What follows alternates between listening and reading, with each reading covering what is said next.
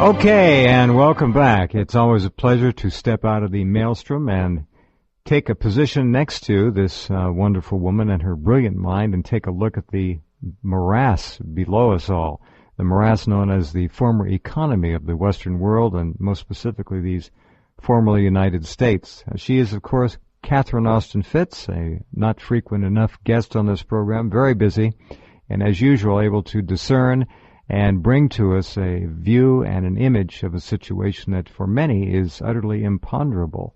How are you? I'm great. And, one of the reasons I love doing your show is I hit those points, Jeff, where I say, what in the world is going on? I just need to talk to Jeff Rense. Oh, come on.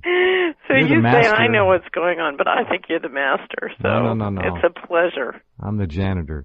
Listen. Well, we are trying to clean up in a sewer, so... Well, that's true. Speaking of cleaning up sewers, I was not able to get Mr. Strauss-Kahn on tonight, so you're going to have to fill in. His beeper would probably have gone on. He's moving apartments, apparently. Is he? Did you see the news about Edwards? Yeah, that he's used campaign money for his mistress, and then the corruption is beyond limit. It looks like we're taking out contenders everywhere. So we've taken out one of the French contenders. We're taking out one of the Democrat contenders. Right. Big losses, both of them. I hardly sleep at night now. They're talking about this woman in Europe becoming the new IMF chief. I don't think so. I don't read that one. I think they're going to pull another insider like Wolfowitz or somebody and stick. I think she is an insider. She was, she practiced for many years and became for 4 or 5 years the chair of Baker McKenzie. She's qualified, but I don't know if the politics will permit it. I don't know. Maybe she's not deranged enough. It depends. If the Europeans back her and the Americans back her, she's got the... Well, that would do it. I agree. Yeah, that would do it. So, to a certain extent, the Americans are getting an American lawyer, a major partner in an American law firm, global firm, and the Europeans can say they have a European. It would be a good trade out. I don't know. The whole thing is nuts. When you were back in your youth in service to this country, could you have honestly, Catherine, have imagined the rate at which the garbage, trash, and catastrophes are flying, and the fraud and the lies and the criminality and the gangsterism? I mean, look at this. Go ahead. Well, I'll tell you, I came out of the Bush administration. One of the reasons I started Hamilton Securities Group and was doing the things that I was doing in the 90s that sort of, gave great offense to the powers that be was literally, Jeff, I came out of the Bush administration. I said, "Oh my Lord, the Fourth Reich is here. Yeah. They're gonna kill us all." And I considered it an emergency that I do something. And so the whole point of starting Hamilton Securities was to take the new technology and figure out how entrepreneurs could kickstart productivity in the economy. My whole shtick was if we don't radically increase the wealth creation bottom up in communities and households, we're going to be in real trouble, because we knew then, it was the beginning of the 90s, that all the jobs are going to be moved into the emerging markets, and it was all known. And so the question was, how do you make sure that the resources that are needed to support the baby boomers in their retirement and to help the middle class kind of jump the curve on this process? And I thought it was this huge emergency, and went to work, came up with a plan that I thought really worked, and I think it would have really worked, and I think it would still really work if we could do it. And what I underestimated two things. One was the extent to which this, what I call the breakaway civilization, had really gotten a hold of the thing, and the extent to which their invisible weaponry literally was creating a situation where a relatively small group of people could hold nation-states around the world hostage, right? Which is, to a certain extent, what I think we're seeing. Oh, yes. And so, we really have a group of people with very powerful weaponry that, the frightening thing, and this is because I know one of the things we want to touch on is Fukushima. We now have engineers, wonderful engineers in 450 nuclear plants around the world writing disaster recovery plans not understanding the weaponry that they're up against because they don't even know it exists. It's true.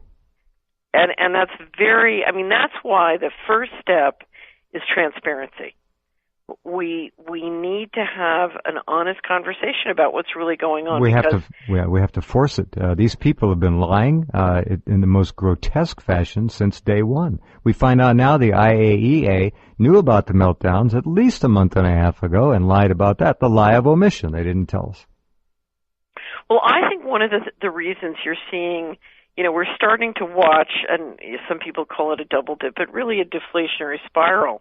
And despite all the printing and the liberal monetary policy, we don't begin to see the expansion in the money supply you would expect. And it's because so many people, I think, are watching this and saying,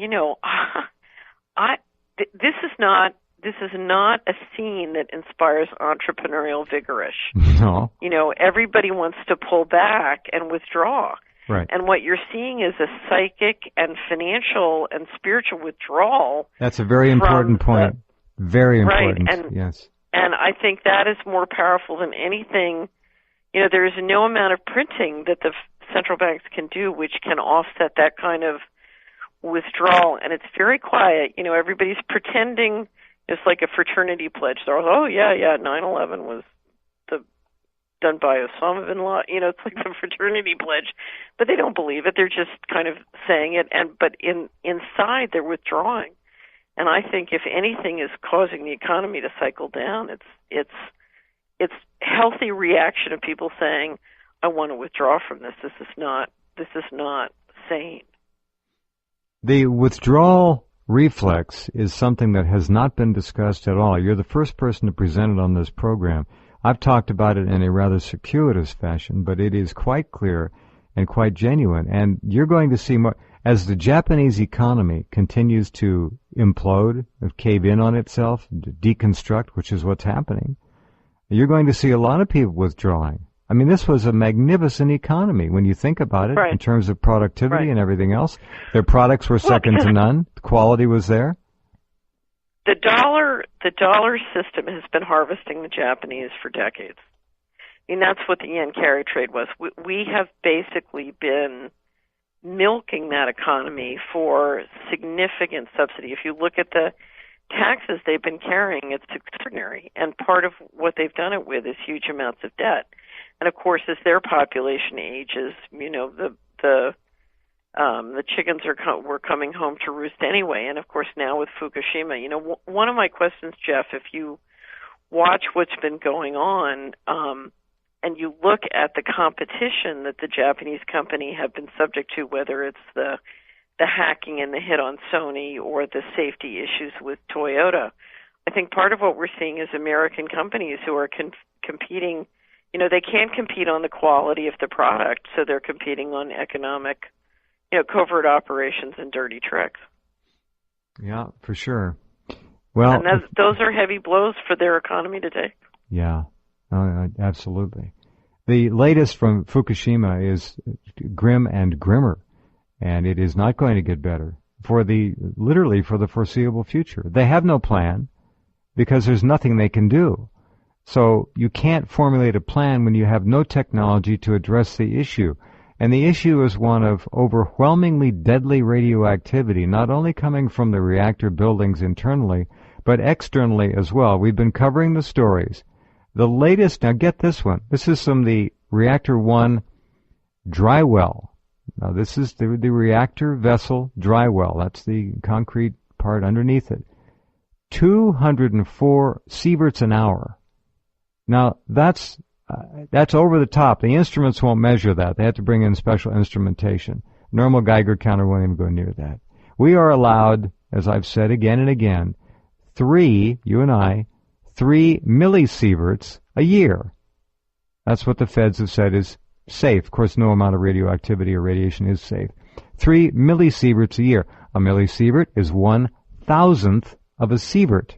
You have 204 sieverts an hour spewing from Reactor 1's dry well. They found in Reactor 1 in the building 700 sieverts an hour that they've admitted to. millisieverts an hour. Now we've got 204 sieverts outside of it. The highest internal measurement was 2 sieverts. Now they're saying 204. So they just can't keep their numbers straight or their stories straight. This is unprecedented. So who's going to go in there? There was some talk today about elderly Japanese nuclear engineers wanting to make one last sacrificial gesture for the country and go in there and try and do something. But what can they do? 3 meltdowns? The containments are leaking? Hold, 4-inch holes, apparently many holes, just in reactor 1 that they know about. 2 and 3 are probably worse. Anyway, it's not good. Be right back with Catherine Austin Fitts in just a couple minutes.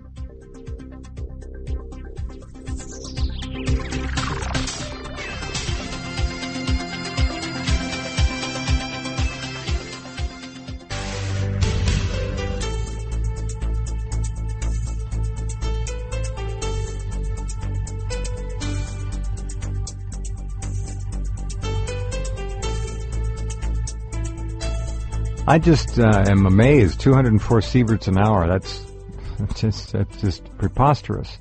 No one's going in there, and probably at that rate they wouldn't even be able to walk out. They just fall over. One of the things, for many, many months now, I'm a day-to-day, Jeff, I'm an investment advisor, and I've been extremely concerned about what Fukushima might mean to the global economy and the markets, and simply, retirement assets. Absolutely. If you look at what the impact could be to the pension funds and all the retirement savings of the baby boomers worldwide, it could be quite dramatic. And it's remarkable to think about what one nuclear plant gone wrong can do to all the equity valuation in the world and all the insurance positions in the world. I mean, literally, one little nuclear plant, in theory, could bankrupt the whole planet.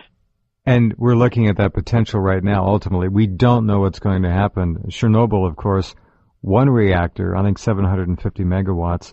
We have 3 meltdowns here. The smallest reactor 1 with 450 megawatts, 2 and 3, 750. You've got 3 Chernobyls, but you've got no way to entomb this, nothing. The melted cores are like molten globs of death sitting at the bottom of the reactor vessel and have penetrated through both the reactor vessel at the core level on the bottom and the containment, which supposedly, according to the NRA, can't leak. Arnie Gunderson just destroyed that myth the other day. So you have incredible amounts of radioactivity, nowhere to go, no one can pick it up, no one can move it, no one can transport it. It can't be touched. There's nothing that can be done about it. And then what are you going to do with the hundreds, if not thousands of tons of debris around the plant, which are also deadly radioactive? So what does this mean to the water? What does this mean to the Pacific Ocean? The potential is catastrophe. We don't know. Nothing like this, again, has ever occurred before. We're speculating. People talk about dilution being the solution. To me, it's more like delusion being the solution, because this stuff is death. The currents moving across and around the Pacific in a circular fashion will bring that right literally off the main island there, where Fukushima is located, due east, right toward the west coast of the United States. The black current comes up from the south off the east coast of Japan. Another current, the Oyashi, comes down from the Korean Peninsula. They meet together, they turn east and head toward the promised land of the west coast. Before they get to the west coast, they split. Half of it approximately goes up into the Gulf of Alaska and goes round and round like a toilet bowl that has nowhere to empty. And it sits there. The other half goes down the coast of California, well, off hundreds of miles, meets up with another current, then makes a return trip across the Pacific. So we don't know. When the EPA and the FDA, Catherine, said we're not going to test as much as one fish in the Gulf of Alaska because it's not necessary, that told me, and I'm sure you, about all you need to know. The potential is obvious. They claim 1 to 2 years before it gets here. I say BS. It took 6 days to get here in the form of water vapor. So ocean currents move relatively quickly. We've had 2 months now. Right. I submit it's already in the Gulf of Alaska and identifiable in fish, if only they would look, but they're not going to. So if you're someone living on the West Coast or living in Alaska, you don't eat the fish. What do you do? You don't What's eat the fish. Action? You don't eat the fish. You build a greenhouse and try and raise your own crops, or you head south. The fishing industry could be wiped out. The dairy industry could be wiped out. They're no longer testing dairy. You know they found cesium-134 in Vermont dairy and in San Luis Obispo, California, and in Washington State in 2 dairies there. They found iodine-131, which is not the big deal. 134 cesium is, but there were only 3 admitted tests, and all 3 came back positive. We know they've been testing more than that. They've now announced they're not going to do anything more than regular testing because there's nothing wrong and no worries and nothing to be tested for. Meanwhile, the Europeans, at the end of the chain of radioactive spewing from Japan, have announced, and this was 6 weeks ago now, that pregnant and nursing moms and children should not eat any more green leafy vegetables. This is true. Or any dairy products, milk and cheese especially. Now, these are the Europeans. Now, our EPA, USDA, nothing. They won't even test the rainwater.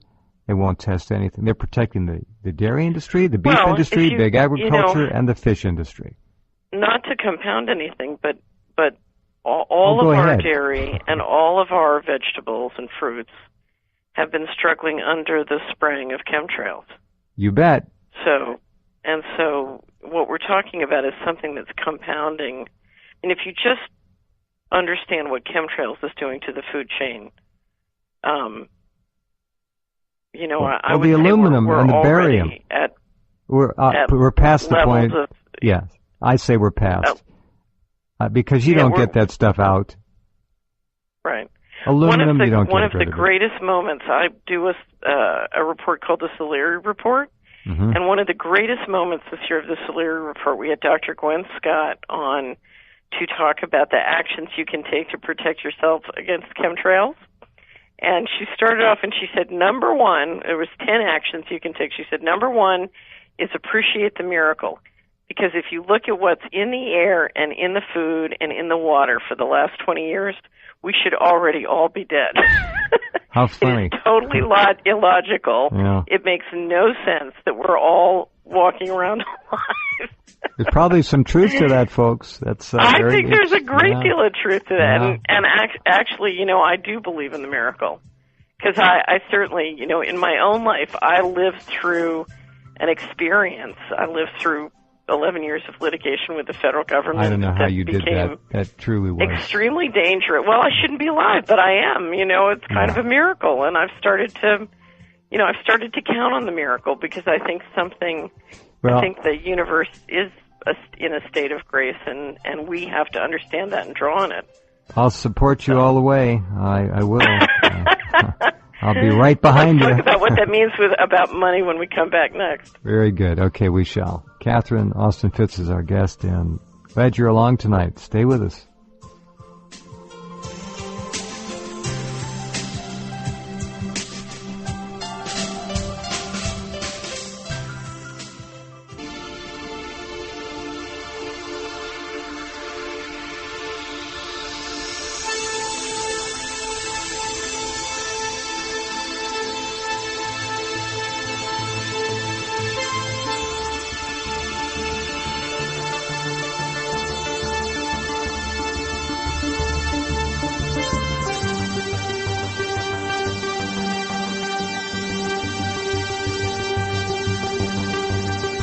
Okay, back with Catherine and you wonderful people, and I like that idea of a miracle.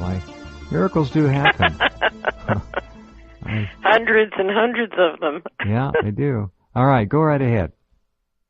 Well, I think part of what has to happen, Jeff, is we need to stop saying,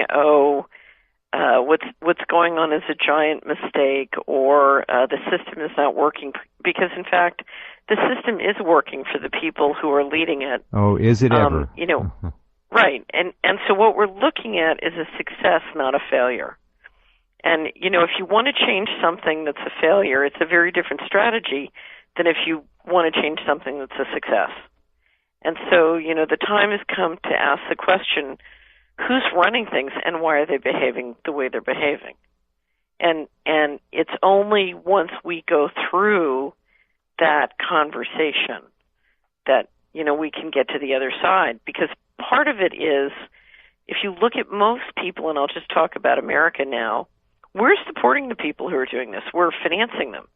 If you look at our decisions in terms of our purchases, our investments, our deposits, we're for them. This is a big machine, and a few people can't run the planet unless most of us, go along and help them, whether we support them in what we do in our day-to-day work or we put our money into their financial institutions and support them. Let me ask you this. Why does Bank of America still exist? Why hasn't everybody just said, I'm pulling my money out?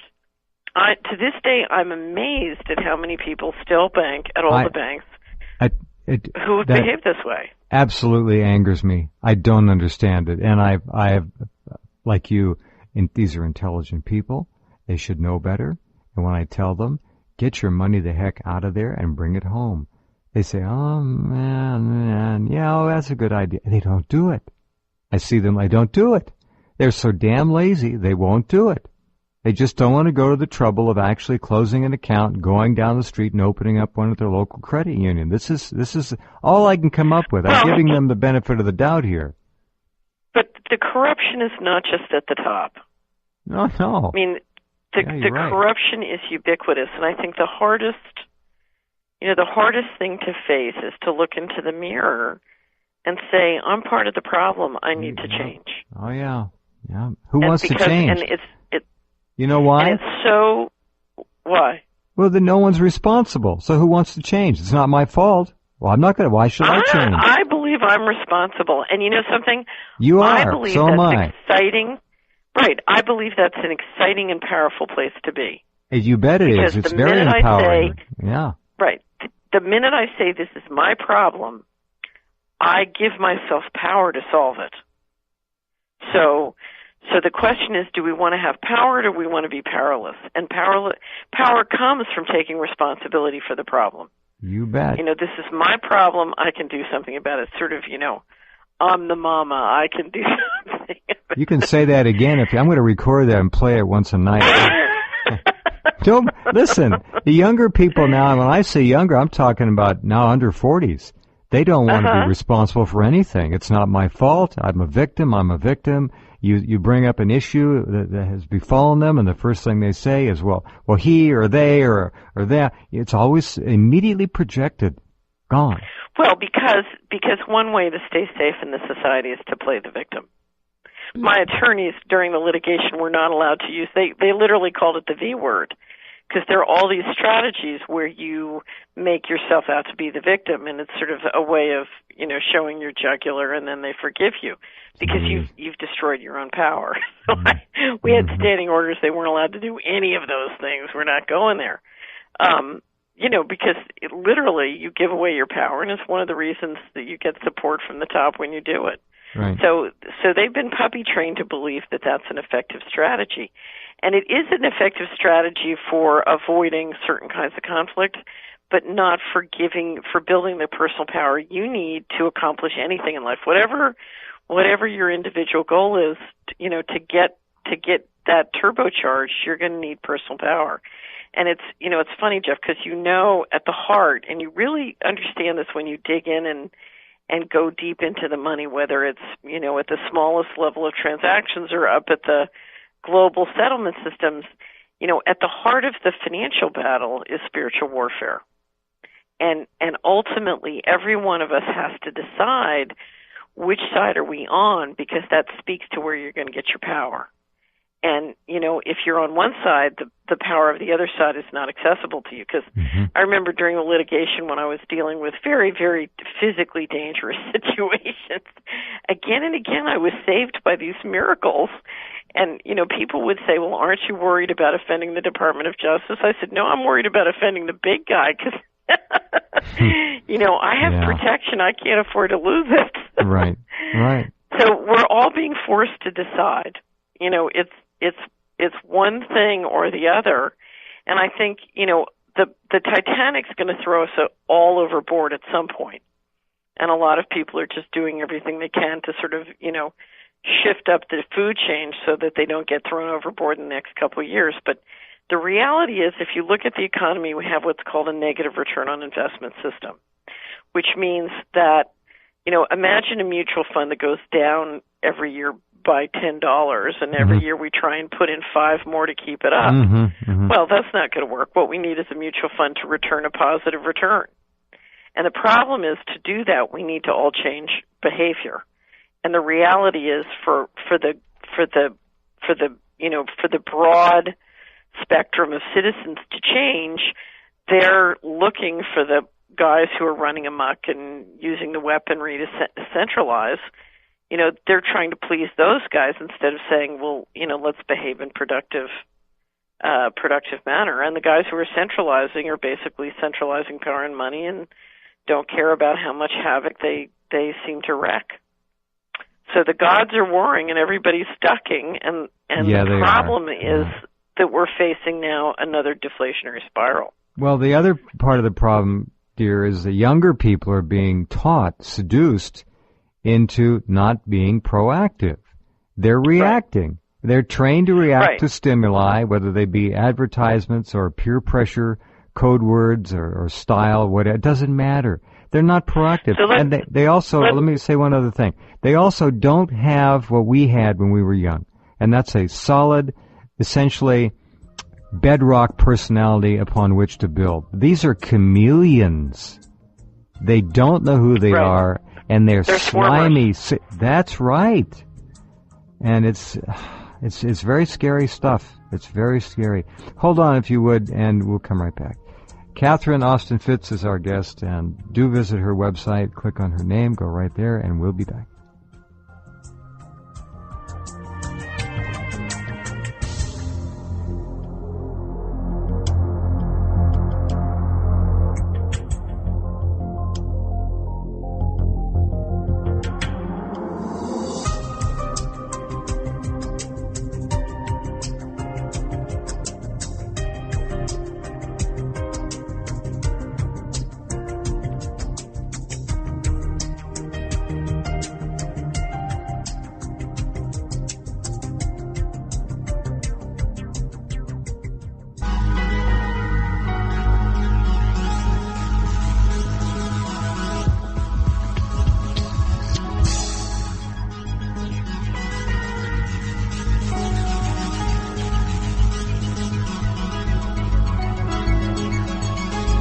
Okay, and we're back.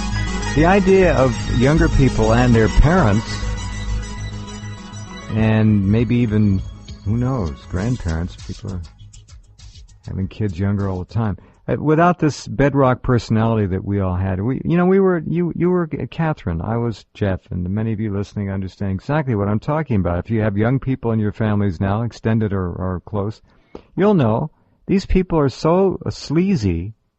That's what it is. They're just personality sleaze. They're not put together well, and what they've assembled themselves with are pieces from the pop celebrity culture that they think are desirable. So what is that? Well, but I've been dealing with a lot of pretty wonderful kids. Maybe there are good ones out there. Now, everybody knows that I'm generalizing, okay?